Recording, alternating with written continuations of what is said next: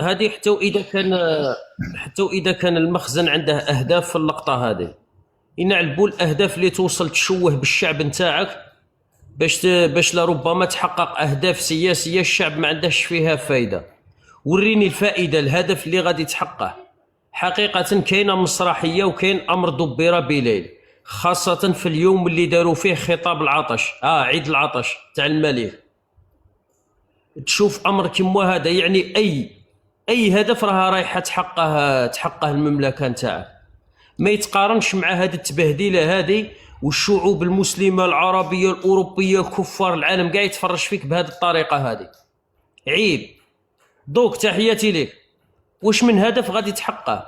يعني ما عجبكش الحال من التقارب الاسباني الجزائري؟ توسوست الزياره هذيك اللي كانت المده نتاعها قصيره وما عرفتش واش هي الاهداف نتاعها وما عرفتش واش هو سبب الزياره، وسوسك تضغط على اسبانيا، ما تضغطش عليها بهذه الطريقه. حتى واذا راك تخمم تضغط على اسبانيا، واش هي الاهداف اللي غادي تحققها من بعد اللي راك تدل في الشعب نتاعك ورديته قضيه راي عام والعالم كاع راه يتكلم عليه، وفي نفس اليوم اللي الملك يخرج يقول لهم انا مانيش طيله 27 سنه ما كنتش نفتش على انجازات شخصيه، كنت نفتش على كرامه المواطن. ورا كرامه المواطن اللي كيتكلم عليها الملك؟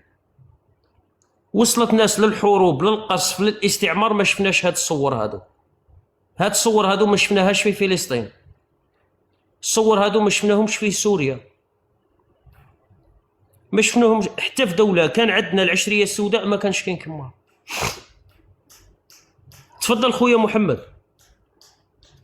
شوف، اولا التاكيد لما تفضلت به السيده التي صعدت اليوم تقريبا قبل ساعات، ظهرت عديد الفيديوهات التي تؤكد أن هناك عملية تأطير تقوم بها القوات الشرطة وحتى الدرك المغربي.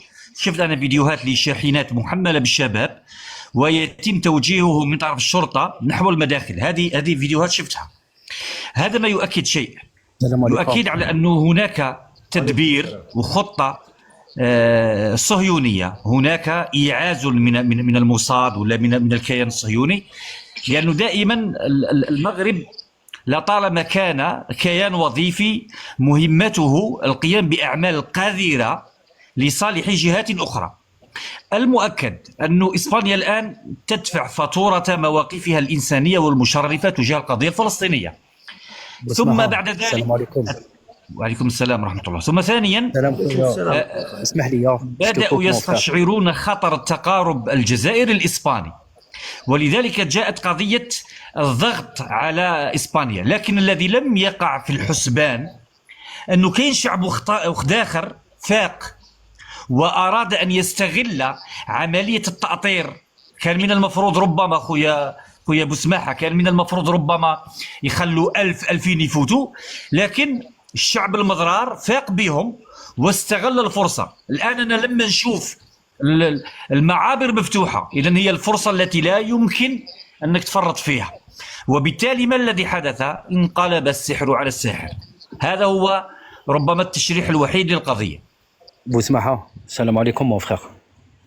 شكرا خويا، الله يرضى عليك. غير باش ننظموا الكاست، كاين خونا ياسين نعطيوه الكلمه وعاود نعطيو خونا بوسماحة اسمح لي، يعني يعني تعطيني كيما يقول لك بالعربيه، تعطيني الوقت ولا لا؟ جوست تعطي خويا الوقت باش طلعت خويا، باينه بلي نعطيك الكلمه. الله يحفظك خوتنا، والله الا ماذا بيا خوتي يشاركوا معايا في الموضوع، وراه كاين شحال من طلب. الانسان ولا يخاف يطلع غير باش ما يخرجش على الموضوع. كاين خونا ياسين راه واضح الكاس. شوف بوسماحة، كيما يقول لك انت تهضر، اسمح لي، احنا كيما يقول لك لي كومباتون تاع فرنسا، احنا الجزائريين هنا في فرنسا، راك معايا ولا؟ ها شوف، كاين واحد. تفضل خويا ياسين.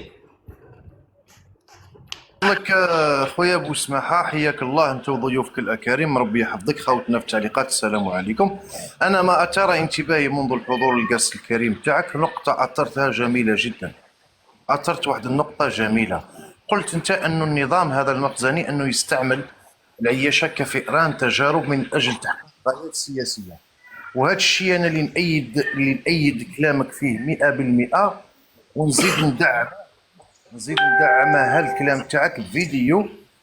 دوك تسمع انت وخاوتنا هنايا، شوف وين وصل الامر بالاهانه لهذا العياشي اللي لطالما عاش الذل في المملكه. شوف يعني هذا راه يتحسر، هذا عياشي برو ماكس راه يتحسر. سمعوا خاوتي وسمع بوسماحه واش راه يقول. واش في اخباركم بلي بزاف من دوك المغاربه اللي مشاو حرب السبته طلبوا اللجوء باش يبقاو في اسبانيا، والسبب انهم قالوا باللي حنايا عندنا ميول، نتوما عارفين ديك الميول. فخرجت هاد كريستينا بادرو وقالت لهم باللي هذوك الشباب خاصنا حنا نحتضنوهم، لان المغرب دوله مسلمه وما كتحترمش دوك الامور وكذا، فخاصنا نحتضنوا هاد الشباب هذا. فشوفوا الاخوان فين وصلنا، وكتلقى ان غالبيه دوك المغاربه كتلقى الميول عندهم عادي، يعني هما داروا هذيك السبه باش انهم يبقاو في اسبانيا. انا الحاجه اللي كتضر لي الخطر هو انه كتشوف اننا حنا تشوهنا، بتصحيح العباره، تشوهنا في العالم كامل. دابا العالم كامل كيشوف هذا المنظر، ان شباب مغربي باقي صغير كيهرب من المغرب لاسبانيا لسبته اللي هي اصلا مغربيه ومحتله اسبانيا، ولكن مغاربه كيهربوا لهاد السبته هربا من الجحيم. تشوف المغرب جحيم. يعني الاخوان شوفوا دابا كيفاش دابا العالم كيشوفنا. هذا خويا بوسماحه للتوضيح راه عنده صفحه مليونيه في الفيسبوك. ليلا البارح كان يهجم في خطاب رئيس الجمهوريه، مخزني 100%. شوف اليوم واش راه الواقع المرير والصدمه، واش ولاو كلهم انقلبوا الى هذا الكلام انهم تشوهوا. وعلاش قلت لك النقطه اللي قلتها انت بوسماحه جميله، انه هذا النظام يستعملهم كفئران تجارب من اجل تحقيق غايه سياسيه، لغايه في نفس الملك وفي نفس نظام المخزن. سبحان الله، شوف هربوا من البلاد ولاو يقولوا احنا فينا وفينا باش ما يولوش للجحيم المغربي. سبحان الله. بارك الله فيك على هذه النقطه خويا بوسماحه، وباش ما نطيلش راني مع خويا. الله يعطيك الخير خويا ياسين، تحياتي ليه. ما كانش هدف انا يبان لي يقابل الهدف هذا، انه توصل الشعب تاعك للقطه هذه، والشعوب كاع تولي تضحك عليه ويولي تراند تكلم عليه الصحافه العالميه، الصحافه الاوروبيه، الصحافه نتاع الدول العربيه الافريقيه كاع يتكلموا عليه بهذه الطريقه. يعني اي هدف راك باغي توصل له صغير، الهدف راح يكون صغير مقارنه بكرامه المواطن. خويا لطفي مرحبا بك. الاخ لطفي في فالا الجيري، مرحبا بك خويا. السلام عليكم. وعليكم السلام ورحمه الله، تحياتي لك خوتي اللي راهم معانا، الله يحفظكم. يا والله العظيم يا بوسماحه انا عندي ما نقول خويا، وعادي شي نقول واحد الكلمه، والله غير الدم تاع الشهداء وهذا المعايره تاع الشهداء ربي يخلص فيهم. والسلام عليكم خويا، وتحيه جزائريه والله يرحم الشهداء. ما عندي ما نقول خويا. الله يعطيك الخير خويا، تحياتي لك. شكرا خويا. عيسى مرحبا بك خويا، تحياتنا. السلام عليكم. وعليكم السلام ورحمه الله. الله تكونوا بخير يا والله الحمد لله خويا، مرحبا. واش حبيت نقول؟ لا لا لا لا، الموضوع تاع هذا اصلا هذا من المغاربه حكاو لي هما، قالوا لي اصلا اسبانيا تدفع لهم باش يحرصوا لها الحدود، والوقت اللي يصرى كيما نقولوا حنا شي حاجه هكذا ما يتفاهموش ما بيناتهم، ديما قالوا لي يطلقوا لنا الحدود باش ندخلوا. هما دايرين لنا اكسبري الحكايه، شغل ماشي جات تفلتت ولا خلاو 4000 بالعاني، خلاو يدخلوا 20000 ولا 50000. هاد الحاجه يحكوها لي هما بشهاده منهم. كاينين الناس نعرفهم دخلوا يحكوا لي، قالوا لي الوقت اللي كان قبل ما تصرى هاد الحكايه كاينين شغل جاتهم اخبار باللي رايحين يفتحوا الحدود. هذه قديمه اللي صرات نورمالمون، نسيت اكزاكت وقتها 2017 ولا 2018. النظام المغربي هو دائما اللي يضغط على اسبانيا بهذه الطريقه، ماشي المره الاولى ولا المره الثانيه اللي يديرها. مام لو كنت في الحكايه بعد سنوات راح تزيد تعاود تصرى من جديد. هذا اللي حبيت نقول. اسمعوا وسلام عليكم. الله يعطيك الخير خويا عصام، تحياتنا. كاين خونا عصام يتكلم وقيرد بابوني في التعليقات قال له نتوما سادين عليكم بالقفل، ما كانش اللي يخرج. يعني هذا هو السبت. تقول البروبليم هو انه الاعلام المخزني يروج على المملكه نتاعك باللي الخامس عالميا، وكتصنع الدرونات وكتصدر السيارات، والمملكه نتاعك عندها اقتصاد قوي والبنيه التحتيه. غير البارح الملك تاعك كان ينبح قال لهم نصنعوا الطائرات ونصنعوا الدبابات ونصنعوا. واش هو الشيء اللي يخليك تهرب؟ هذا هو البروبليم. انا اذا هربت راك تقول لي عندك الطوابير، عندي الطوابير انايا. راك تقول لي عندك ازمه مياه وما عندكش العدس وما عنديش. انت عندك البنان، واش هو الشيء اللي يخليك تهرب؟ واش هو الشيء اللي يخليك تهرب مع العلم انه انت عندك الموز، عندك الطلح المنضود وعنده زوج بحور وعنده زوج بحور وكياكل السمك. حريزي مرحبا بك. القطة. وعليكم السلام ورحمة الله. وعليكم السلام ورحمة الله. خويا انا حاير بالك، انا في المرار حاير في المرار كبالك يقول لك حنا لا سويس تاع لافريك. ما فهمتش كيفاه الشعب نتاعو هارب ويقول لك انايا راني لا سويس تاع لافريك. ما فهمتش انا هذه، ما دخلتش راسي خلاص، والله ما دخلت راسي خوتي. والعباد هذو تهدر تلقاه يبكي وعيط ويشكي ويقول انا عايش في جحيم وعايش، من بعد يقول لك تحيا الملك. فهمتني الملك هذا واش دار لهم؟ هذا الملك هذا هجرهم، فقرهم، ذلهم، طحنهم، دار فيهم اللي ما دارش اسرائيل دارته في فلسطين داروا فيهم هما. ويقول لك يعيش الملك تحيا الملك. ما فهمتش اخويا، وسامحوني على كل حال. شكرا لكم. الله يعطيك الخير. انا كاين واحد السؤال كما قال له سؤال يراودني. الشيء اللي ما فهمتهش كيفاش انت راح تقنع الصحراوي بالمروك. الصحراوي كيفاش باغي تقنعه يولي مروكي؟ دروك انايا نفرضوا انايا صحراوي وراني نتفرج في مواقع التواصل الاجتماعي ونشوف اللقطه هذه، هي وانتايا راك باغي تقنعني باش نولي مروكي. الحرب اخويا الموت بكرامه خير من هذه الطريقه هذه. هذوك المراركه العياشه اللي كانوا يتنمروا على الصحراويين، هذه الحاله هذه تتنمر على الصحراوي. الصحراوي اضعف الايمان، صاحب قضيه وصاحب مبدا وراه لاجئ. يعني اذا سكن في الخيام، الصحراوي اذا سكن في خيمه راه لاجئ وهو صاحب قضيه وصاحب مبدا، راه متشبت بالقضيه نتاعه. انت واش هو الشيء اللي يخليك في هذه الحاله هذه؟ اسكو شفت الصحراويين في هذه الحاله؟ ما كانش. دروك نتايا كمروكي اللي كنت داير لايف، عندك مده يومين كنت تتعلق على الخطاب نتاع رئيس الجمهوريه وتمد دروس للتوانسه، كنت داير لايف وتمد دروس للتونسي، تتكلم له على السياده وعلى الوصايه وعلى بيناتنا. عندكم الوجه اللي يحشم؟ اسكو عندكم وجه هكا مخدوم باللحم هكا ويصير كي اللي فيه الدم كيما البني ادم؟ ابواق المخزن، المهام اللي راكم تقوموا بها حتى اذا كنتوا خالصين عليها ما كانش ثمن. يعني لربما تمشي مرسو عليك اللواط اهون من المهنه اللي راكم تخدموا فيها. سمحوا لي على هذه المصطلحات، ولكن ما كانش مهنه اندل من الشيء اللي راكم تقوموا به. يعني مهما يعطيوك اموال مقابل واش راك دير، انا يبان لي راهم دايرين لافير معاك. كيفاش تشوف شعب كيما هكا وتفتح لايف، واحد يقول له تلقاو رسائل من طرف الجزائريين، واحد وصل دار لهم سطاتي خوتي وش قال لهم؟ قال لهم هادو جزائريين هربوا للمروك. اقسم بالله العلي العظيم قال لهم هادو جزائريين هربوا للمروك باش يهربوا لاسبانيا. زعما نورمال هكا في الوجه، ما بقاش لحيه. والبروبليم عاود عنده متابعين يديروا له بارك الله فيكم. يعني كاين فئه هكا صغيره تاع العياشه اللي عاجبهم النظام المخزني وعاجبهم التطبيع وعاجبهم الرخص، هذا مستافدين منه. يعني تشوفهم يتفاعلوا بكثره مع هذا اسعد الشرعي، مع هذا المهابل ابواق المخزن باش يغطيو عليهم هذه الفضائح هادو،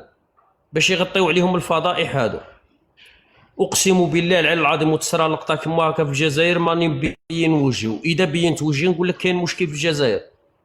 تطلع معايا دروك تقول لي عندك مشكل تاع البناوات، عندي مشكل تاع البناوات. تقول لي عندك بيوت قصديريه، عندي بيوت قصديريه.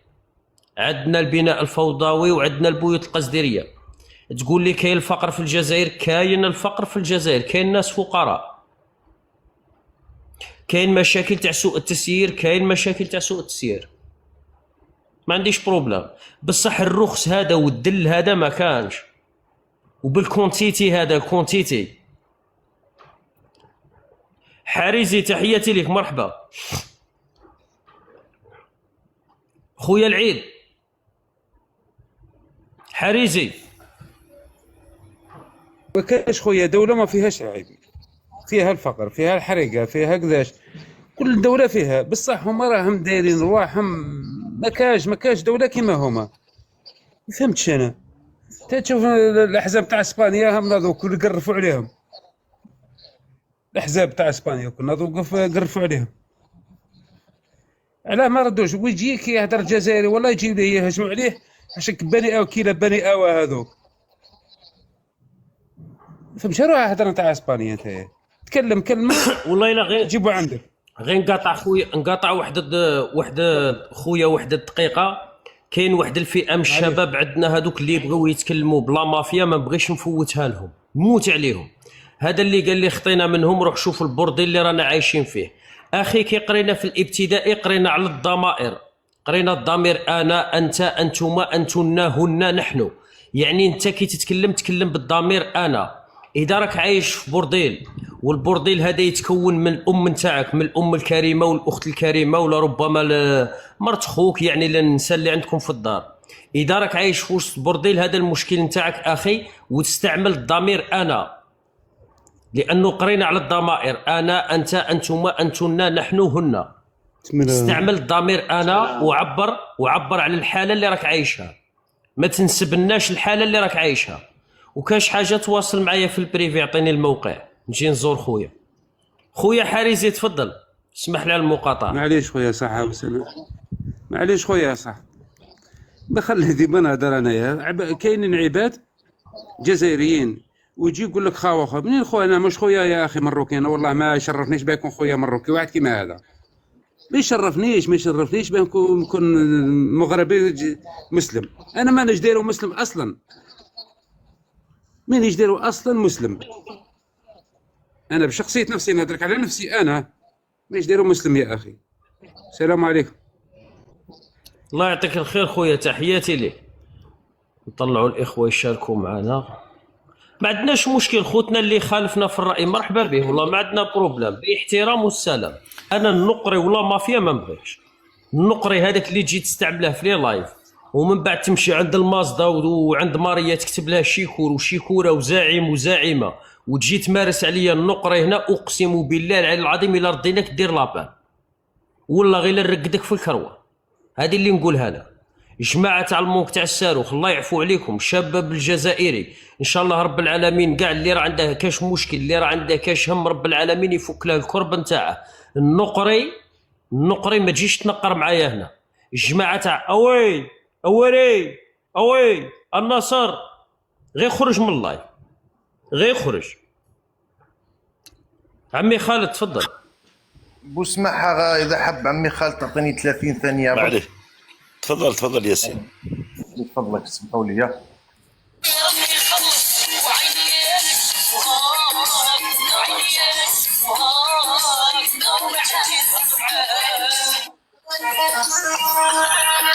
الله اللي في قلبي نقولها. تعرف يا بوسماحة، اليوم خويا العزيز راح نرقد واحد الرقده ولا احلى. تحياتي لك، تفضل سي خالد. يونس شوف، تكلمت قبيله انت وقلت عندنا مشاكل، صح عندنا مشاكل، عندنا مشكله تاع بناوات، عندنا مشكله تاع بناء فوضوي، عندنا مشكله وين راها الكبيره اللي المروك عنده، هي مشكله الانتماء.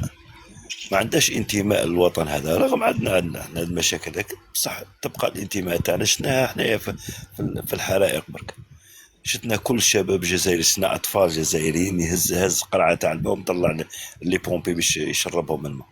المشكل في هذا الناس ما عندهمش والله ما يسعى الانتماء للبلاد تاعها، لانها متيقن، المروكي متيقن كل اليقين انه مجرد عبد في هذا البلاد.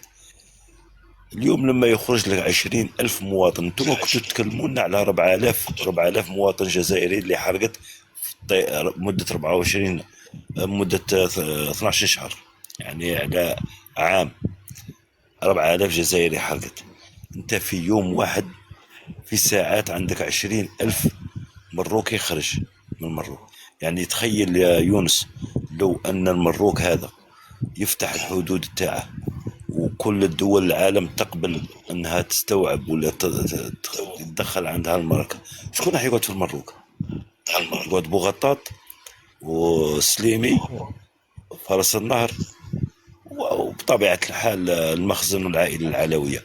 والله نضمن لك 70% من المخزن يخرجوا معاه. أسعد الشرعي يقول لهم إلا ما لقيتش لي سيبورتير يروح معاه، يكتب على لي سيبورتير هذا.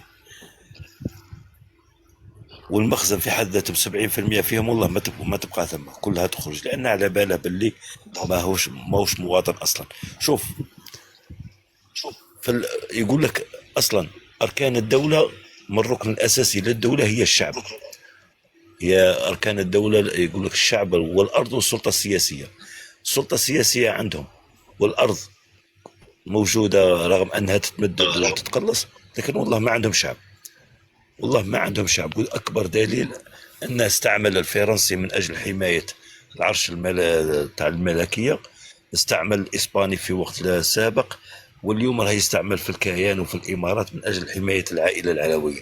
الشعب ها قدامنا رانا نشوفوا فيه اليوم خارج من المروك، خاوي المروك ورايح يحوس على الحياة الكريمة خارج المروك، يحمل أنه يكون أكل للسمك وما يقعدش في المروك.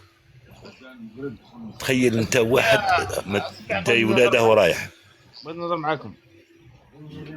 اسمع دير الميوت اخر، راك طالع شوف راه كاين قبلك ناس. روح لك امك ود القحبه هي 160 يا ود حررت المروك. درت انجاز. انت زامل درت انجاز.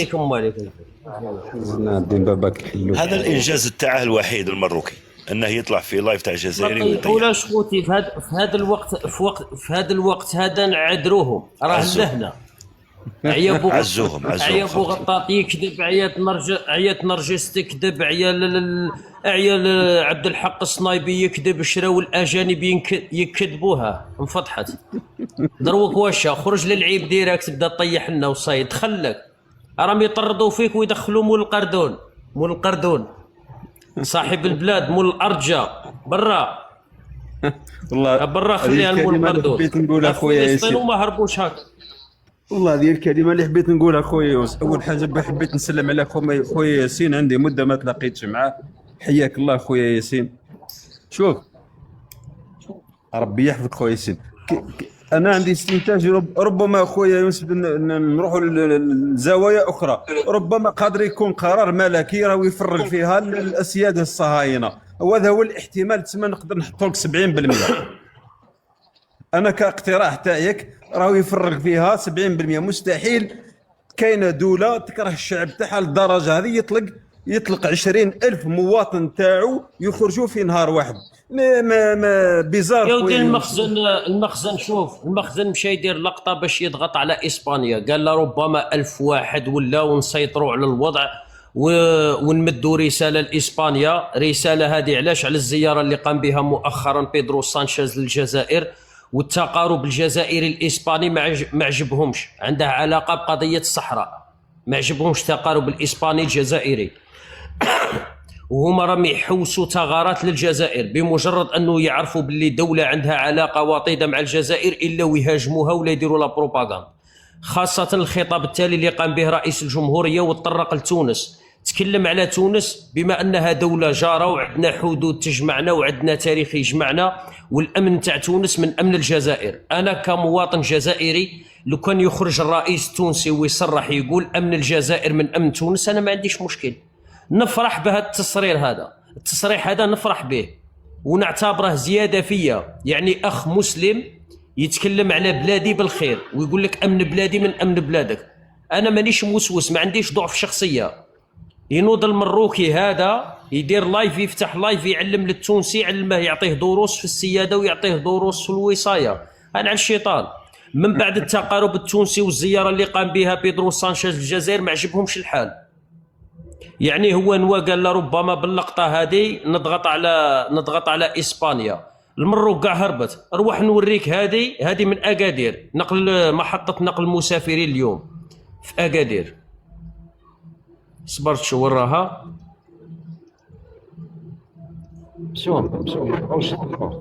دقيقة خويا هذه اليوم الشباب كيسمعوا باللي راه كاينه الحرقه مجيت سبته وهروب جماعي هالي. هادو كاع الكيران الحافلات هادو كاع ماشيين خلاوش الكيران يمشيو. دقيقه الاخ موحى راه معنا خونا خوتنا الله يرضى عليكم كي نطلعوا اذا والله الا عيب عليا حتى نتكلم هذا الكلام. نحترموا غير الادوار، يعني انسان قبلك هو غادي ياخذ الكلمه قبلك. هذا ماشي قانون دايره هنا، احتراما لخوتنا اللي طلعوا. المتمرد عليكم خويا بوسماح، انا طلعت نقول لكم كلمه برك، نقول لك ليك سبيسيال ليك ماشي ليهم كامل، وسمحوا لي خاوتي عندي كلمه برك نقولها ونروح. والله وجات بيدي يا بوسماحه غير نعطي لك جائزه نوبل وصرفها كما تبغي للفتنه. تحياتي لك خويا المتمرد. صحيت والله يحفظكم خوتي. الله يعطيك الخير. تحياتي الله يعطيك الخير خويا، تحياتنا. خويا موحى مرحبا بك. السلام عليكم. محمد مرحبا بك خويا. السلام عليكم خويا لاباس؟ والله الحمد لله خويا، تحياتي. اليوم هنا يضاف الناظور راهي شأنت في الناظور، وزادوا لي بيس نتاع الشمال حبسوهم، حبست الدوله باش ما يهربوش، حبست كيران لي بيس نتاع اللي يطلعوا الشمال نتاع من جهه سبته راهم حبسوهم باش ما يطلعوش ما يهربوش الغاشي تاعهم.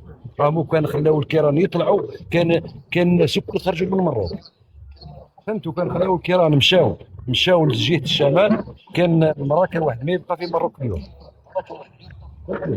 واسمح لي، السلام عليكم.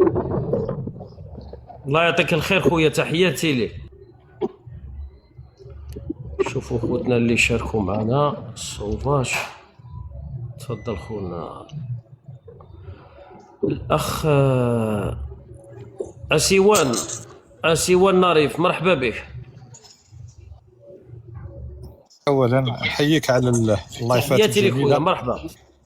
وتحياتي الاخوه اللي راهم معك. طبعا بنشارك معك حاجه خفيفه. على كل حال من طبيعه الحال هذه مدبره. شفنا الحافلات يعني سيارات تابعه للشرطه المخزنيه تنقل المواطنين عند الحدود السبته، عند الحدود فنيدق باش يروحوا لسبته، يعني بين الفنيدق وسبته. وشفنا المحطات في الدار البيضاء يعني ما خلاوهمش يطلعوا ورايحين، يعني انت قلت المحطات يعني في اكادير، هناك محطه الحافلات في الدار البيضاء ما خلاوهمش. وثانيا في الناظور يعني بلعوا اصبح هناك مشادات عنيفه، وهناك يعني موتى شهداء يعني ريفيين في مدينه الناظور المحتله.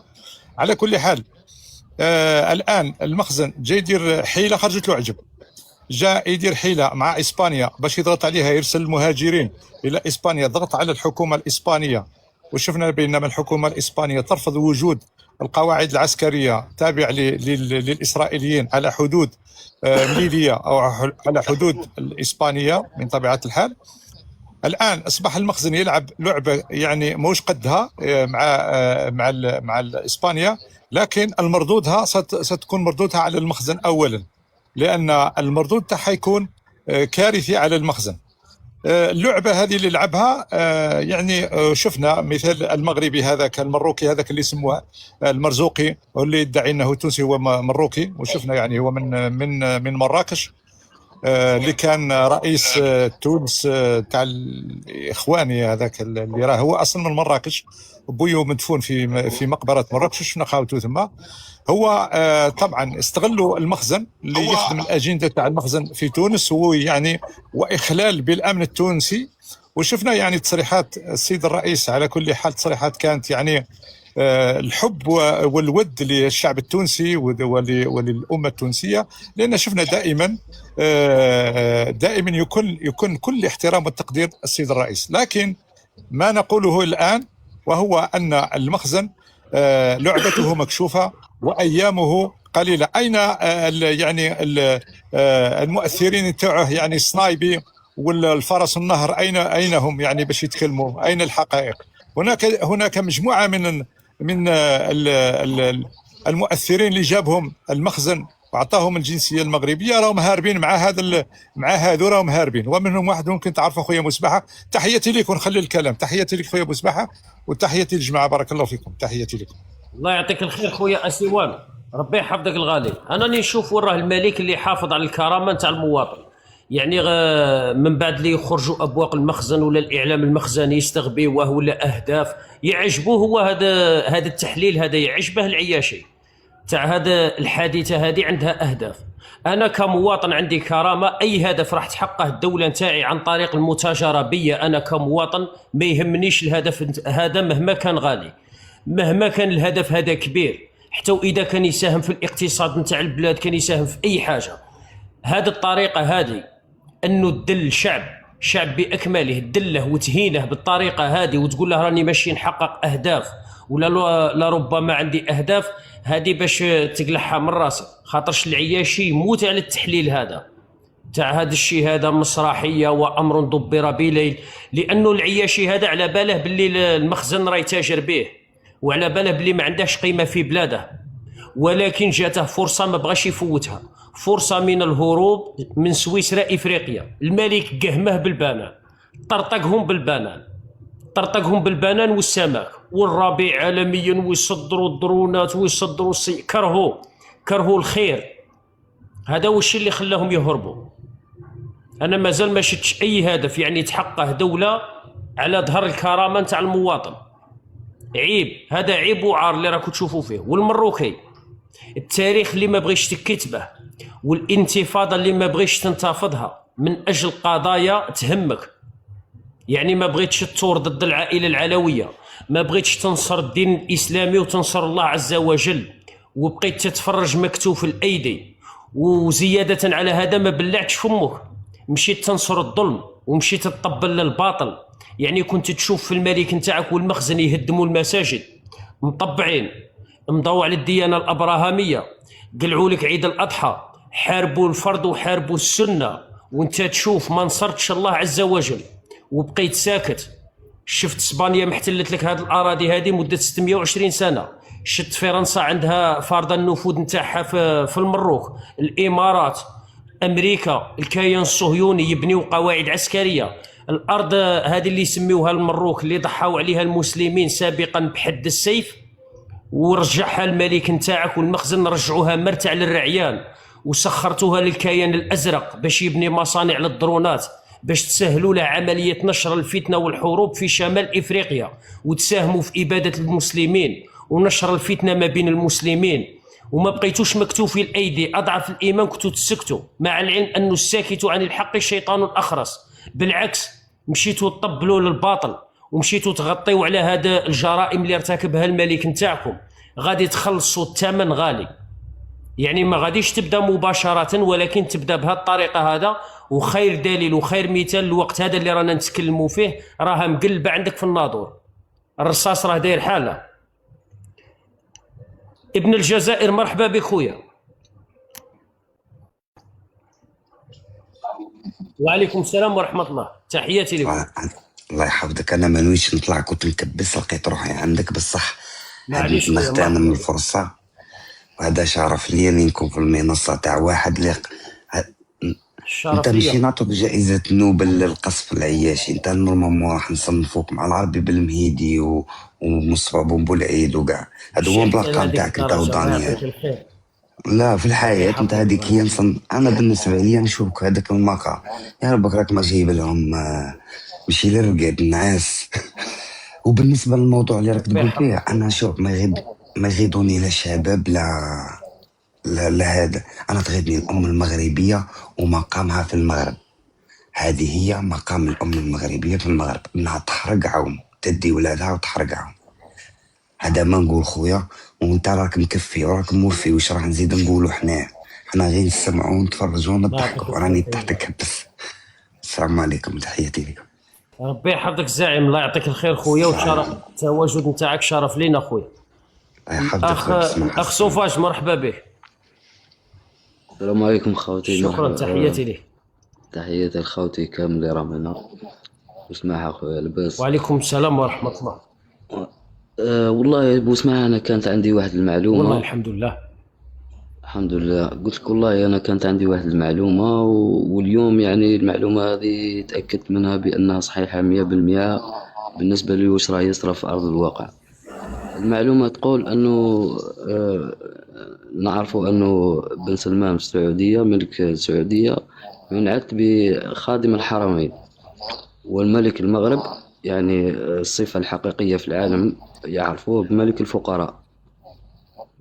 بعد تطبيع المغرب يعني تم عرض الصفقة على محمد السادس أنا وهي هو أنه يغير شعبه، يغير شعبه بالشعب المغربي مقابل الشعب اليهودي.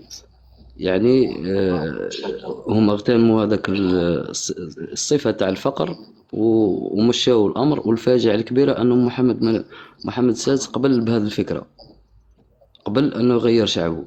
واليوم الدليل رانا نشوفوا فيه اليوم أمامنا الشعب المغربي هارب خارج من المغرب، واليهود راهم داخلين ويستقبلوا فيهم ويعطوا لهم كل يزيدوا يحميوا فيهم قانونيا. حتى في الدستور المغربي صاغوا قوانين جديدة لكي تحمي اليهود هذا.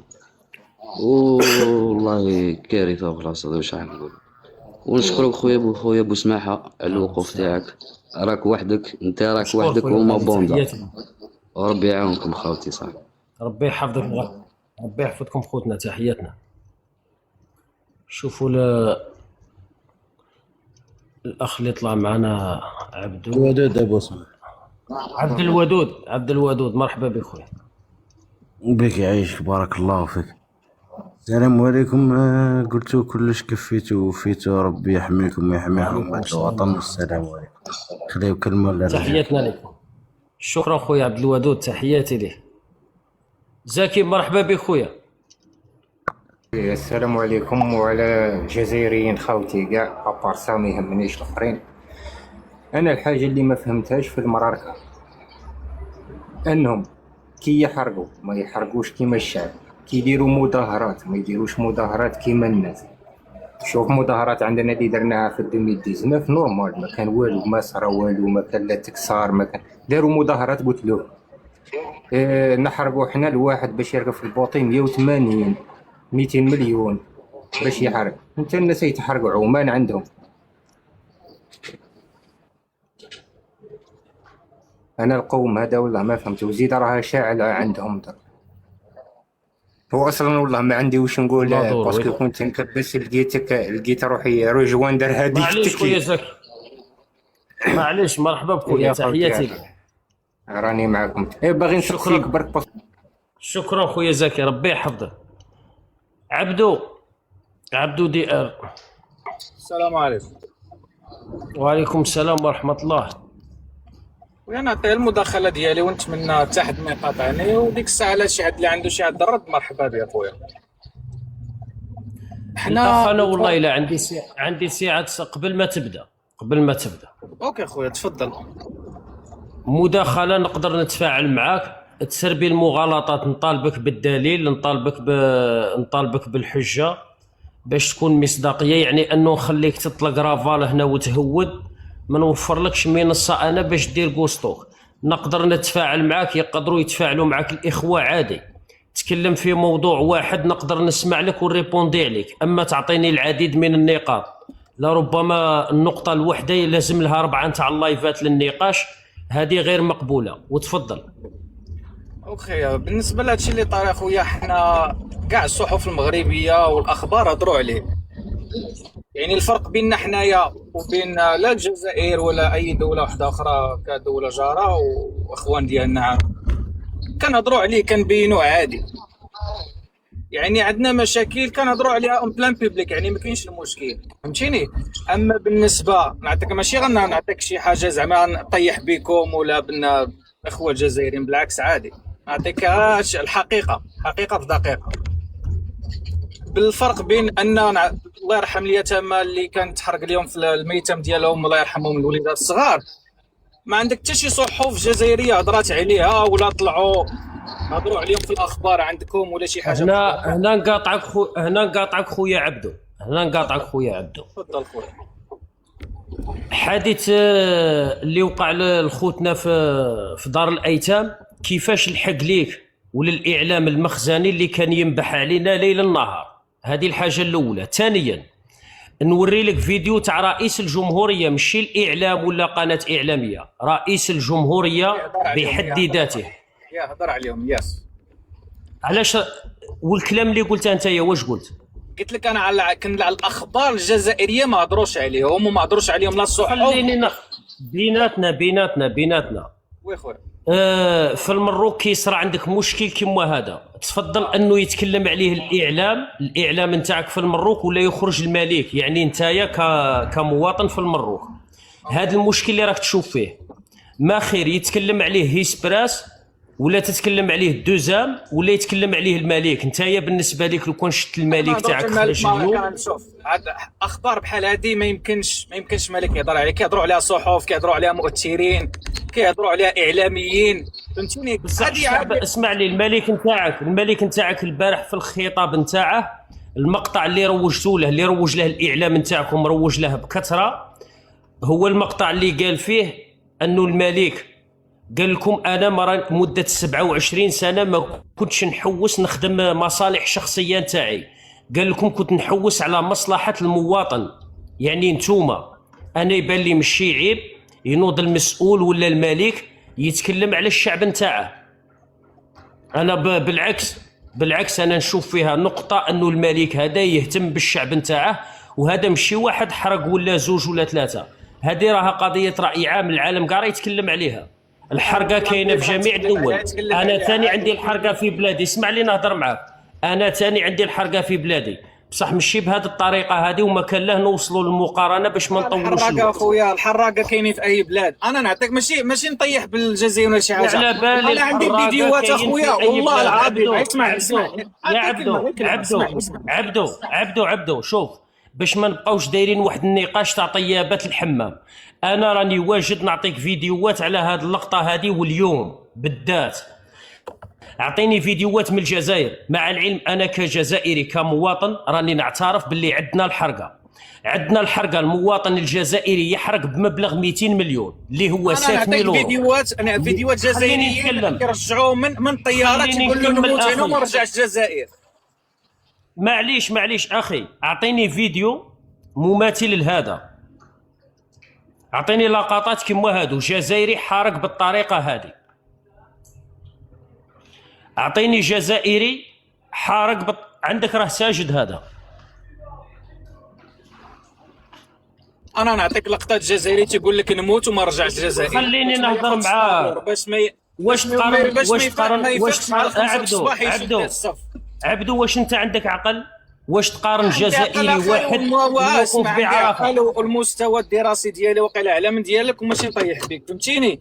ماشي مشكل، اسمع لي واحد يصايب على يا عبدو ما تروجش في اللايف للناس على انه كاين مشكل شخصي بيني وبينك، باش الناس اللي راها تشوف فينا 3400 متابع الله يبارك نحترموا العقول تاع المتابعين.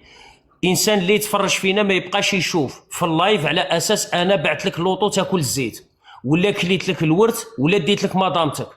المشكل ما كاينش مشكل شخصي بيني وبينك. انت كي راك تتكلم، شوف انت الا ما هضرتيش على المغرب ما يصيفطوا لك تا ورد. انزل ليك امك، انزل. صالح مرحبا بك. السلام عليكم خويا بوسماحه. وعليكم السلام ورحمه الله، تحياتي لك خويا صالح. تحيه ليك من الحدود الليبيه الجزائريه اخي بوسماحه، وراك مبرد على قلوبنا يا خويا وربي معاك. ربي يحفظك الغالي، مرحبا بك. وبارك الله فيك خويا بوسماحه، عليك بيوم. شكرا الغالي، الله يعطيك الخير، تحياتنا. شكرا. الاخ قبل ما تمد للاخ الكلمه اذا سمحت لي يونس. تفضل عمي خالد. بغيت نجاوب عبدو اللي كان هنا. فرق بينك انك تتكلم على هجره سريه، يعني الهجره غير شرعيه سريه للناس تغتنم فرص. الصوت يتعاود. الناس تغتنم فرصه تاع يمكن تاع الليل ولا يمكن تغتنم فرصه تعديل ولا تغتنم فرصه وتهاجر ولا تخرج من الجزائر بطريقه غير شرعيه. وانك تتكلم على هجره علنيه غير شرعيه اللي رانا نشوفوا فيها اليوم قدامنا، هذا فرق كبير وشاسع بيناتهم. ما تجيبش تقارن هذه بهذه، هذيك حاجه وهذه حاجه. هذا هروب جماعي ماشي هجره، هذا هروب جماعي من المروك. كما تقولوا انتم خوي البلاد، اليوم الشعب راه يخوي في البلاد. تفضل يونس خويا. نقول كلمه برك خويا يونس برك تاع الضحك. كان عمك خلاني قال لك اعطيني المساحه وما تقاطعنيش انا فرحت قلت الحمد لله جانا انسان مروكي عنده دكتوراه في السياسه ولا في التاريخ وعايش في المانيا وما تقاطعنيش. من بعد طالع تحكي له ورده وتحكي لي هذا انا جزائري. صوت يونس صوت داير ميوت. وهنا رانا المشكل خويا عبد الرزاق، انا علاش نكره النقاش مع المروكي ما عندهش الجرأه وما عندهش الروح الرياضيه باش يناقشك على الموضوع ويناقش الفكره. انا لو كان نطلع في لايف تاع مراركا ويقول لي مشكل تاع البناوات، ما نطلعش نغطي الشمس بالغربال، نعترف له اولا نقول له حقيقه عندي مشكل تاع البناوات، ولكن نقدر نناقشه مع مواطن الماني، مواطن من المانيا يقدر يتنمر عليا على مشكل البناوات. ما يقدرش يتنمر عليا انسان انا كنت نهرب له المازوط وكنت نهرب له ليسونس باش يمشي 505 ولا 25 باش يمشي الفيراي. نطلع نقول له عيب عليا اني نناقشك في موضوع نتايا المازوط وليسونس ما عندكش. وحقيقه نعترف له باللي عندي مشكل تاع بناوات، ونعطيه واحد المقارنه، هو انه حنا في الجزائر نفتشوا على حلول للمشاكل نتاعنا، ما نسوقوش المشاكل نتاعنا للمروكي، ما نسوقلكش المشاكل. انا دروك انت كمروكي نصيبك تتكلم لي لربما على حاجه مشكل في الجزائر، حقيقه عندي البروبليم هو انه انت اللي راك تتكلم على المشكل. مثال بسيط، الخطاب اللي قام به واللي الصحفي اللي قام به رئيس الجمهوريه وتكلم على تونس، وهما مشاو اولوا الكلام تاع رئيس الجمهوريه وداروا له تحليل من زاويه اخرى.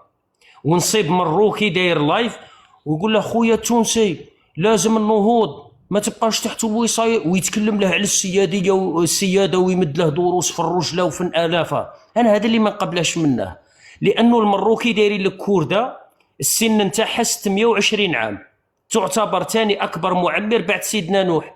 عندك قواعد عسكريه اجنبيه تابعه لامريكا والكيان الازرق. انت الجيش نتاعك هوبل السادس صاحب الجنابه حوله الى ميليشيات في يد نتنياهو في يد ترامب. الشعب نتاعكم راك تشوف الاهانه والذل والعار اللي راه يتعرض له. يعني انت عيب عليك تتكلم عليا انا، حتى واذا عندي مشاكل بيا بالمشاكل اللي عندي، انت اخر واحد يتكلم عليا. تقدر دير لايف تتكلم على الجيبوتي، ويقدر ينوض واحد من الجيبوتي عايرك يقول لك يا ودي انا عندي الفقر وعندي الميزيريا بصح ما عنديش العبوديه والرخص. تقدر تختار دوله بالحجم نتاعك جغرافيا سياسيا، تقدر تختار دوله من ناحيه العبوديه كيفك. انت مازال مصنف مع العبيد، مازال تلعب في الطروازيام ديفيزيون، مازال ما تاهلتش لدرجه مواطن. نهار اللي تتاهل لدرجه مواطن تقدر تتناقش معايا. اختار دوله اللي لابوانتير تاعها قدك. الاخ سمير مرحبا بك. مرحبا بك الاخ بو اخ سمير. اسمع فيا ابو سماحه. مسموع خويا، تحياتي لك، مرحبا بكل. تحياتي وعليكم السلام ورحمه الله. لكل اخواتنا الاخوه الحاضرين. عندي غير كلمه خفيفه ابو سماحه. ما جاتش غير في هذه الهربه هذه راهي الصحافه العالميه كلها تحكي عليها. جات في واش راه صاري في الناظور اليوم لحد الساعه، واش راه صاري في الناظور يكون ذي علم. ما عندهم ما يغطيو، ما تغطيش الشمس بالغربال. ناضت المروك سيك ناضت ما فيها حتى هضره. تغطي اليوم تغطي غدوه. هذه ضريبه خويا سمير غادي يدفعها العياشي، لانه العياشي ما جابه النيف على ارضه، ما جابه النيف على الدين الاسلامي، ما نصر الله عز وجل. العياشي حياته كومبلي هو راقد ويمارس في العبوديه. اضعف الايمان العياشي كان قادر يبلع فمه، مع ذلك مشى يطبل للباطل، مشى يصفق للملك الظالم. هذه ضريبه تاع السكوت نتاعه مده سنوات، دروك تحتمت عليه ينوض بالسيف عليه. بدات تتحرك الخيمه. هذه بوسماحه الخيمه الاولى، هذه الخيمه الاولى بوسماحه، هذه الخيمه الاولى. وهذه اللي يحفر كما يقولوها الناس بكري، اللي يحفر بين الخوه يطيح فيه. راهي ناضت قبل 7 اوت ماشي في 7 اوت. الحمد لله البيره تحفر قبل. صح. كي تحفر البير لخوك خمم على روحك قبل ما تحفر لنا البير هذا، باسكو حنا دايرين حسابنا. واليوم نعطيك خبر مليح بوسماحه، راهم تحكموا 3. رانا كنا اليوم هنا في الجلفه وراهم تحكموا 3. تم القبض على 3 مروكيين ومعاهم طفله، يعني زوج ومعاهم طفله، راهم تحكموا اليوم هنا في الجلفه. ربي يحكم فيهم ان شاء الله. ورانا راح ان شاء الله. على هذه راني غايب، اتمنى ما نظهرش بزاف في لي لايف. الله يعطيك الخير خويا سمير، تحياتي. وشي وحنايا نطلبوا حنا من الشعب الجزائري بكل، يا خوتي ايه التبليغ ثم التبليغ. ما تخليو حتى واحد في الوطن تاعكم، الوطن تاعكم راه غالي بزاف. هذا واش راح نقول لكم. بما انه وبوسماحه مشكور خويا سمير، عندنا باش نهضروا معاه. تحياتي لك خويا الغالي. بما انه جميع الاخوه راهم يتكلموا على الناظور، جبت لكم فيديو حصري في الوقت هذا اللي رانا نتكلموا حنايا بين الشباب وعناصر الامنيه هنا في المعبر الحدودي ديال بلينصار. هذا هو الفيديو اللي كنا نشوفوا فيه دركا، هذا هو جديد تاع درك تاع في الليل. يا ربي السلامه، يا ربي تحفظ،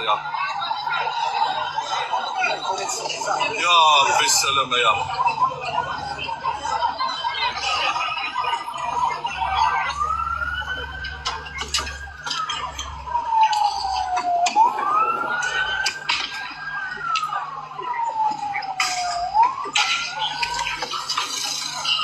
خيمه. وكاين فيديو دوك اللي بعثوه لك راه مبرصص.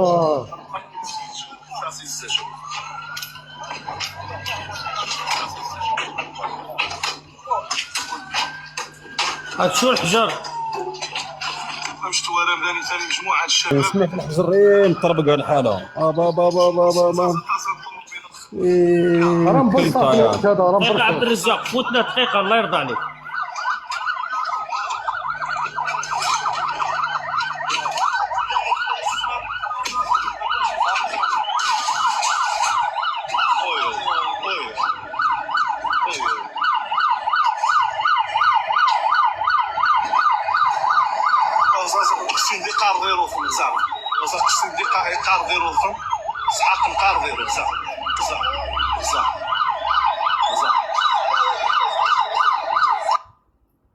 الحصيله قال لك راه كاين 9 موتى واللهم لا شماتة. هذا السكوت نتاعكم على الظلم والتطبيل نتاعكم للظلم، في عود اللي تحاربوا الظلم نطوا تطبلوا له وتساندوه. وهذا الشيء اللي راك تشوف فيه هذا كاع متعمد. المخزن راه ماشي يدير لكم طريقه للاباده، طريقه ماهيش كما تاع غزه. بما انه راكم تتعرضوا لنفس الاحتلال اللي تعرضوا له خوتنا في غزه، غادي يديروا لكم طريقه للاباده والتجويع.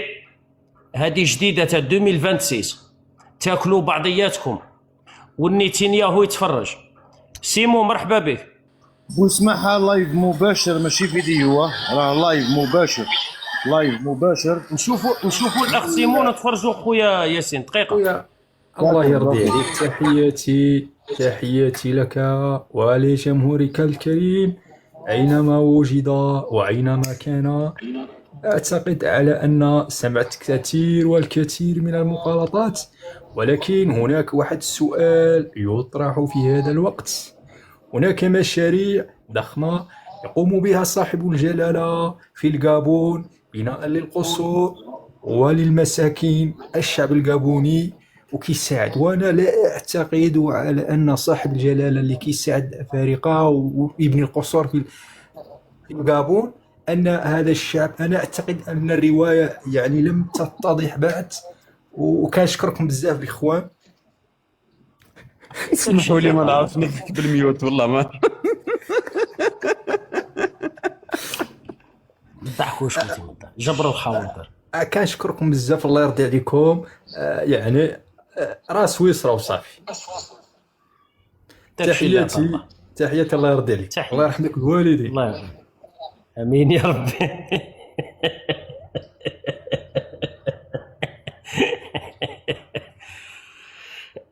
خويا ياسين،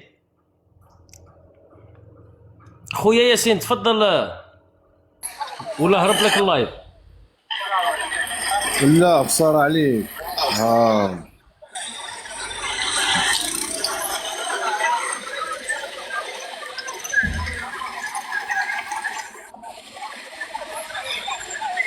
العياشة اليوم راهم كاع في الطرقات. شوف العياشة يقول لك لا ما كاين والو، لا ما صرا والو. شوف الكومنتير اللي راه يتكرر بزاف. شوف الكومنتير اللي يتكرر بزاف في هذا اللايف. اسقاط نظام مخزن الفاسد. الشعب يريد اسقاط نظام المخزن الفاسد. غير المعليش اللي والله ما راه قايلها له.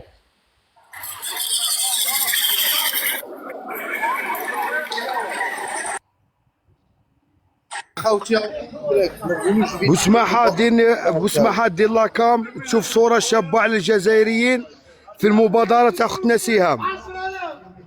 الله يعطيك الخير. والله كي شفتك خويا امين، ورانا واصلين اليوم 2 ملاير و620 مليون. هالك هاي شكون الطريق؟ أنا مع بوسماحة اللي كان معنا. وبوسماحة صاحبي لي زوم ونموت عليك وانت زعيم ومليك نحيلهم ديما بابا من حلوف امريكا الحمي باتشا ومديرين اكذب عيش البواجه.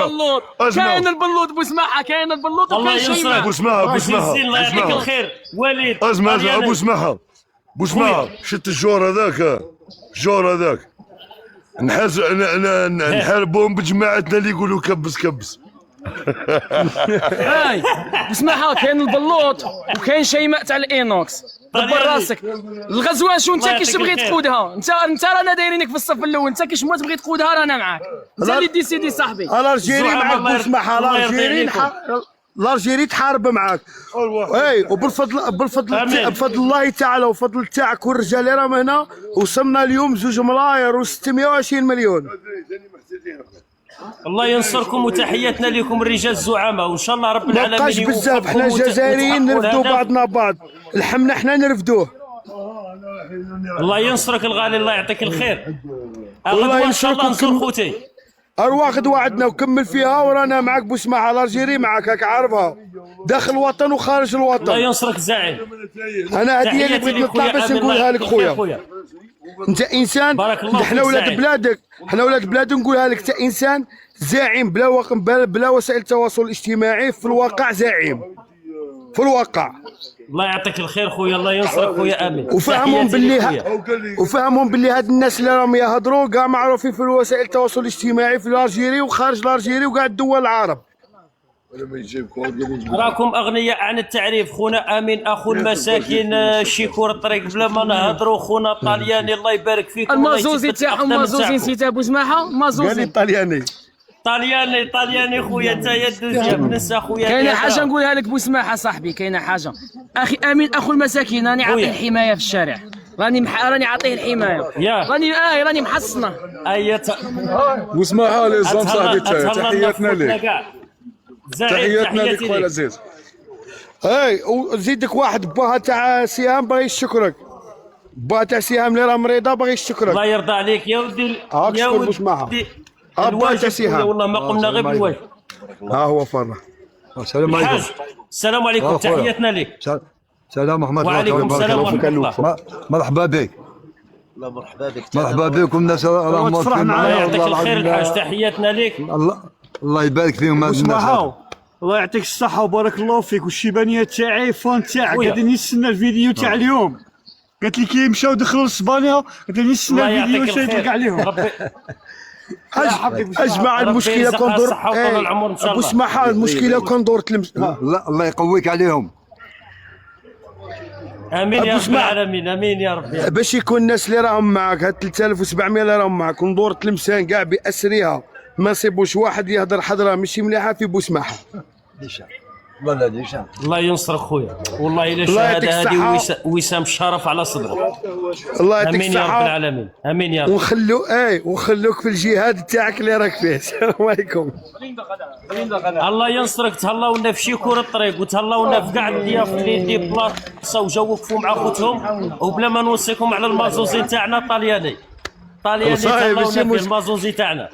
والكلمه اللي نقولوها تحيه الجزائر وتحيه فلسطين، وان شاء الله باذن الله تعالى ربي يحررنا ان شاء الله فلسطين. احنا الجزائر وفلسطين وحده ان شاء الله يا رب العالمين، ان شاء الله يا رب. شاء الله وبدون كاين واحد الشعار والله لا نبغيه نهضره معليش بسماحه تاع الامير عبد تفضل القادر. خويا امين، تفضل اللايف لايفك. تاع الامير عبد القادر، الشعر خويا. ينبت في الراس والكفيله، الخير في الكلب والمغربله. هذه قاعده من الامراء والزعماء تاع الجزائر، من امراء والزعماء تاع الجزائر اللي حرروا البلاد العالم هبلوه، ماشي غير في الجزائر، العالم كان يضرب لهم حساب لشخص واحد. وما عندنا احنا 45 مليون كما الامير عبد القادر. الله ينصرك الزعيم، الله يبارك لك، الله ينصرك. الله يبارك لك. السلام عليكم. تاعكم والله يثبت الاقدام، الله يعطيك الخير. وربي يحفظ لنا عمي تبون وعمي شنقريحه، ربي يحفظهم وربي يقويهم، ورانا معاهم. عمي تبون انا نفوطي عليهم بالعشاء تاع اليدهم مغمض عيني. السلام عليكم. الله ينصرك خويا، تحياتي لك خويا امين. العلي العظيم يا كي تشوف كيما هذه واسمعها خويا واش راح نقول لك، ربي يجازيك خير ويحفظك ان شاء الله. امين يا رب العالمين. الجزائريين والله ما كان جنس زعيم قدنا هنا، اقسم بالله والله العلي العظيم. ربي يحفظ خاوتي كاع. واش راح ياسين 24 ساعه 3 ملاير قلب يشيح قريب 3 ملاير، الله يبارك. ربي يبارك، ربي يشفيها ان شاء الله. امين يا رب العالمين. كنت متواجد بالمناسبه البارح، كنت معاهم البارح ما طلعتش، واليوم غدوه ان شاء الله هنا نكونوا في الميدان مع خوتنا. وتحياتنا لكاع الزعماء صناع المحتوى اللي ديبلاصاو من جميع ولايات، مسعيده، متيارت، مغيليزان، مشلف، وهران، نص طيف، الجزائر العاصمه، جميع الولايات ديبلاصاو شباب ما شاء الله، الله يعمرها دار. وفوق الشده كاع يد وحده، وان شاء الله رب العالمين راه قريب رب العالمين يوفقنا ويحققوا لها الهدف نتاعها. وتحيه كبيره لخونا شكور طريق وليد، وتحيه لاي واحد ساهم مع هاد الشابه بنت بلادنا وخوتنا، ولو بكلمه حلوه، ولو بالدعاء، ولو بدينار. تحيه كبيره جميع واحد ساهم في هذه المبادره هذه، والحمد لله. مرحبا بكم. كلمه فقط، درك الناس هذو المجتمع هذا المغربي هذا هو في اعتقاده، انا نتكلم بناء على المعتقد المغربي المروكي العياشي هذا، يعتقد ان السبته ومليليه تابعين للمروكي، يعني بما انك انت لعبوا لك في البارامتر ولا فسدوا لك الاعدادات، يعني انت في اعتقاد بناء على اعتقادك انت هاجرت من المغرب للمغرب. واذا كان اعتقادك باللي السبته ومليليه هجرت انك رحت اسبانيا، يعني الشعب المروكي راهو مخالف المعتقد تاع الامير، لانه الشعب المروكي هذا اللي هاجر راهو يعتقد انه هاجر من المروك لاسبانيا. هكذا رانا نشوفوا فيه. تسقسي اي واحد مهاجر يقول لك انا هاجرت لاسبانيا، السبته ومليليه اسبانيا، هذا هو المفهوم تاع المهاجر اللي راهو هاجر. لكن انتم تطلعوا معنا في لي لايف وتكتبونا وتسبونا وتقولوا لنا سبته ومليليه تابعين للمروك، وعن قريب رانا راح نرجعوهم. وفي نفس الوقت رانا نشوفوا في الشعب تاعكم راهو يهاجر الى سبته ومليله. فهمني درك، انا مانيش فاهم. انا درك واحد يطلع واحد مروكي يفهمني، يعدل لي البارامتر تاعي، بالك الاعدادات تاعي اللي راهم فاسدين، انا ما فهمتش. تفضلوا خوتي بارك الله فيكم. السلام عليكم. خوتنا كاع عندنا الهجره وعندنا هاد المشاكل هادو، بصح ماشي بهاد الطريقه. على بالنا بلي عندنا الهجره غير الشرعيه في الجزائر. نعاودوا نذكروا بمبلغ 200 مليون، يعني 7000 اورو يحرق المواطن الجزائري ب 7000 اورو. يعني حتى البلاد اللي راح يحرق لها غادي يحترموه ويحترموا الطريقه اللي حرق بها، بصح ماشي بهذه الطريقه نتاع الذل والعار. هذا ذل وعار. وريني شعب يعني تعرض للحروب، شعب تعرض للاستعمار. حنايا 132 سنه استعمار ما هربناش بها، ما كانش اللي يهرب، ماشي بالطريقه هذه. عشريه سوداء ما شفناش الشعب الجزائري يهرب. واش هو الشيء اللي يخلي المروكي اللي يصنع الدرونات ويصدر السيارات والخامس عالميا وعنده جوج بحور وكياكل سمك وعنده البنان وما عندهش ازمات المياه وما يديرش طابور على الحليب، يخليه يهرب بالطريقه هذه من سويسرا ديال افريقيا وجار بطل العالم وجار بطل العالم. نشرحها لك انا يا ابو سماحه. مرحبا بالاخت، تحياتنا لك اخت ليا. السلام عليكم. مرحبا بك، تفضلي اختي. انا وعليكم نخدم السلام. كورديناتريس دون ان سونتر دو ميغراسيون في اسبانيا، يعني في كاتالونيا للقصر، يعني لأقل من 18 سنة. المغرب عندها نفس السياسة كل عام، كل عام عندها نفس السياسة، لكن ماشي بهذا العدد، فهمتني؟ يعني كانت الأقصى تاعها 200 300 ما بين قصر وشبان، ليس عائلات، لمقايضة الحكومة الإسبانية لدفعها 2 مليون دولار، فهمتني؟ باش تسترجع يعني البالغين. القصر إسبانيا عندها فائدة فيهم، نقول لك علاه، لأن إسبانيا على كل قاصر تأخذ مبلغ 4600 أورو شهريا من الاتحاد الأوروبي، فهمتني؟ هادو اللي داروها اليوم يعني سبقت كل الحدود. يعني إسبانيا، أنا راني مقيمة في إسبانيا قدمت شكوى للاتحاد الأوروبي، الجيش تدخل، بعثوا 600 فرد من الجيش إلى سوطة، هم يعطونها بالإسبانية سوطة، ما يعطوهاش سبتة، يعطوا إلى سوطة، وغدا سيكون الرئيس بيدرو سانشيز في سوطة، فهمتني؟ لقد يعني وصل العدد تاع اللي لحقوا إلى 20,000 فرد، هذا للإحصائيات الأخيرة على الساعة 9 مساء. 20,000 ما بين أطفال ورضاعة، نساء، يعني شيوخ ماشي قادرين حتى يمشوا. الفيديوهات اللي شفناهم في النشرات الإخبارية، يعني اليوم راه وداروا حالة طوارئ. وعلى الساعة 3 مساء في أنتينا 3، كاين واحد القناة التلفزيونية إذا تحوس عليها، أنتينا 3 اسمها القناة الثالثة، قال لك لقد تم يعني المصادقة بين الحكومتين، يعني الإسبانية والمغربية، باش يرجعوا كاع المهاجرين. ونسيت نعطيك الأعوام الماضية ما كانش عندهم الحق في كما حنا نقولوا، مانيش حابة نقول لك على اللايف تاعك، استخدام الأسلحة ضد المهاجرين. بصح العام اللي فات رجع عندهم الحق يستخدموا الأسلحة النارية، لأنهم يعني تسببوا في قتل دو غوارديا سيفيل كما حنا نقولوا، لي جوندارم حنا نقولوا الدرك الوطني، تسببوا في قتلهم على الحدود. يعني أعطتهم الحكومة يعني الحق في استعمال الأسلحة، يعني يقدروا حتى إذا هذو سيو يدخلوا إلى الحدود يعني الإسبانية، يعني فاتوا يقدروا يعطوهم. أنا نقولك بصح، أنا نقولك هادو يعني نقولك 48 ساعة اللي هي إجبارية باش يقعدوا في المركز تاع المهاجرين، هي 48 ساعة.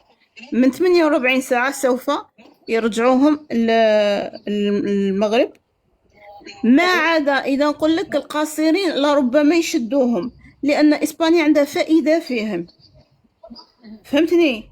راهي راح تربح أكثر من 2 مليون اللي راح تدفعها للمغرب. يعني المغرب وش تلحقنا إلى أنه بلد يتاجر بشعبه، ما يهموش شعبه، فهمتني؟ أنا الحق لي طفل جاء في الباخرة قسما بالله عمره 10 سنوات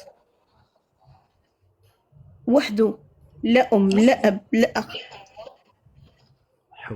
10 سنوات، تخيل، عائلات 10 سنوات. ونقول لك معظم المهاجرين اللي يجوا على إسبانيا ما يقعدوش في إسبانيا، يطلعوا لأوروبا. ايه 10 سنوات أنا نقول لك، قعد 4 سنين عندي ومن بعد ذهب إلى فرنسا. يعني نقول لك هذه تجارة شعبها راهي تستعملوا في التجارة، فهمتني؟ أعطيني دراهم نديهم، ما تعطينيش دراهم خليهم لك. باسكو عملية تاع اليوم ما تقوليش باللي كاين دارك ولا كاين لادوان ولا، خلاوهم يدخلوا، كانت الأبواب مفتوحة، يعني لم يحركوا ساكن. مفتعلة من طرف المخزن، التقارب المخزن الإسباني المغربي. الجزائري وزيارة يعني راه يحاول يشوش على إسبانيا، ومن ناحية أخرى باش يديروا إضعاف للمظاهرات اللي راهم ناويين عليها لو 7 أوت. عنده 2 أهداف ما حققهاش، وكانوا يستناو يعني هاد الناس هادو يتعرضوا للقمع من طرف السلطات الإسبانية. هذا كانوا مخططين له. وسوف يتعرضون تقارب الإسباني للقمع. الجزائري يزعج المخزن. أخي بسمعها، سوف يتعرضون للقمع وللضرب وللتعذيب، لأن عندي شهادات يعني مهاجرين اللي رجعوا بعطوهم الكيت باش يرجعوا للمغرب، قسما بالله لا يتعرضون لأشنع أنواع التعذيب عند دخولهم إلى المغرب. أنا طلعت باش نقول لك هذه برك باللي راهم رايحين يديروا مقايضة مالية، بيع وشراء. السلام عليكم، شكرا أخي فاروق. بارك الله فيك، تحياتي لك الأخت، شكرا. شوف اسمعها، كاين مصدر موثوق منذ قليل في باب مليليا. هناك أعمال شغب خطيرة جدا في تصادم ما بين الفارين مع القوات الإسبانية، وفيه إحراق لعديد السيارات في باب مليليا. الأمر وصل إلى ذروته على الأراضي الإسبانية. في اللحظة هذه خويا محمد راه النحاس راه في الناظور، راهم يتيروا على الشعب. سمعت ذيك. يونس إذا سمحت، الأخت كانت تتكلم تفضل عمي خالد. مستغربة، كانت الأخت تتكلم ومستغربة أن المروكي قايض الشعب تاعه ب 2 مليون دولار. المروك قايضهم بالبقري مع هولندا. مروك الحسن الزاني قايض الشعب المروكي والشعب الريفي بالأبقار يعني صدر لهم المروكي العبد المروكي وجاب البقري من هولندا. مش حاجة غريبة عليهم أنهم اليوم يقايضهم ب 2 مليون دولار. لكن الإشكالية هنا في هذا 20,000 اللي حرقت اليوم وراحت دخلت المنيلية. أنا السؤال اللي راح نطرحه له هنا للمروكي اللي راهو ثم، وش تحس وانت اليوم في بلادك اللي مستعمرتها اسبانيا وعايش داخلها بطريقة غير شرعية، كيفاش راك تحس؟ أنا هذه اللي مستغرب فيها في المروكي برك، رغم أنها بلادك. عمي خالد أنا هذو ما استغربت فيهم. شوف الجوع والميزيرية، واحد الشاب هارب ورافد الطفلة نتاعه والزوجة نتاعه موراه تجري، حتى بديت نتعاطف معاه. غادي نعرض عليكم الفيديو خوتنا، ولكن العاطفة نتاعك غير خليها، استثمرها لمدامتك ولا لوالديك ولا لكاش حاجة، خاطرش أنا في الأول حشاها لك شغل استعطفني وعاود من بعد ندمت. دوك تسمع في التالي وش يقول.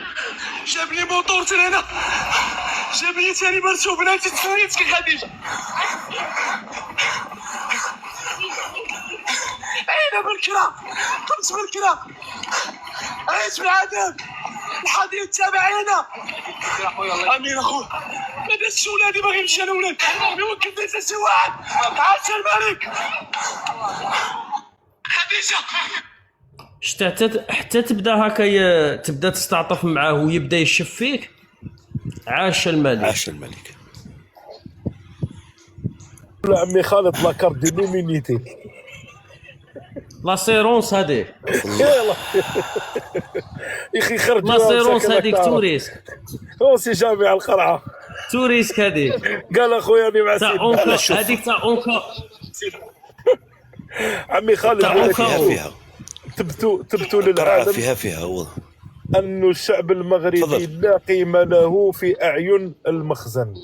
خويا استعملوه كذريع بشري، لا قيمة له. قلت لك شفنا تونس وشفنا ليبيا من قبل استعملوا، ولكن استعملوا شعوب من بلدان أخرى داروا لهم كولوار من الساحل الإفريقي وخلاهم وجازوا لإيطاليا، ولكن عمرهم ولا استعملوا الشعب تاعهم.